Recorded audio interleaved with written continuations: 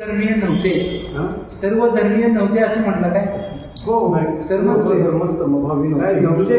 सर्व धर्मीय नव्हते. आम्ही चिकटवलंय.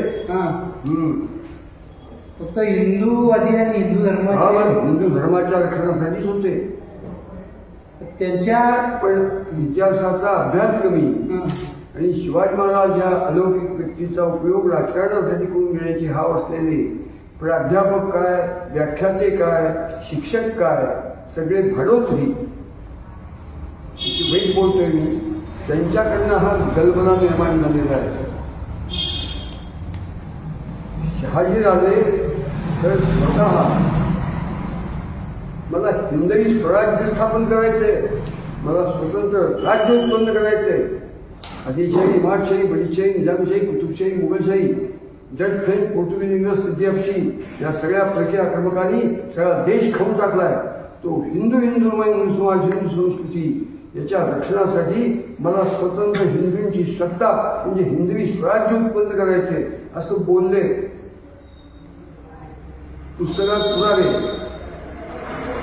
परंतु कुठल्याही गोष्टीचा उपयोग लहान लेकरू त्याच्या हातात दिल्यानंतर पहिल्यांदा तोंडात धरून खायला उपयोग होतो. त्या न्यायाने सगळा समाज, सगळ्या समाजातले सगळेच लोक शिवाजी महाराजांचा उपयोग त्यांच्या उपयोगासाठी कसा ते बघतात आणि त्याच्यात चोथा झाला. संदर्भ आहेत तुमच्या आतापर्यंतच्या वाचनामध्ये काय संदर्भ आहेत त्या? काय वाचले मी, परंतु ती कथा सत्य की वाघ्या कुत्र्याने चितेत उडी घेतली, त्याचं स्मारक म्हणून ते केले.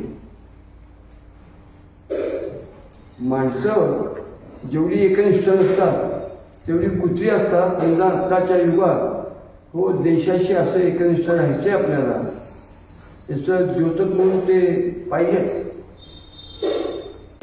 नेमकी भूमिका काय? कुत्र्याच्या नावावरती तुम्ही दुसरा कुठलाच प्रश्न विचारू ते चाललंय. संभाजीराजे भोसले जे बोलताय हे चूक आहे, 100% चूक.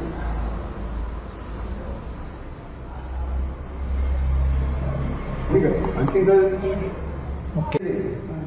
डान्स बार बंद केले, हा त्यांची हिंमत अलौकिक होती. चाललेलं नाही डान्स बारच जुळ सावंत भावंड आहे ते काबरा नावाच्या पद्धतीच्या हॉटेल चालवणं नादानपणा चाललाय आणि त्याच्यात जो धुळगूस चाललाय विधानसभेत, हे काही लोकशाहीला शोभणार नाही आहे.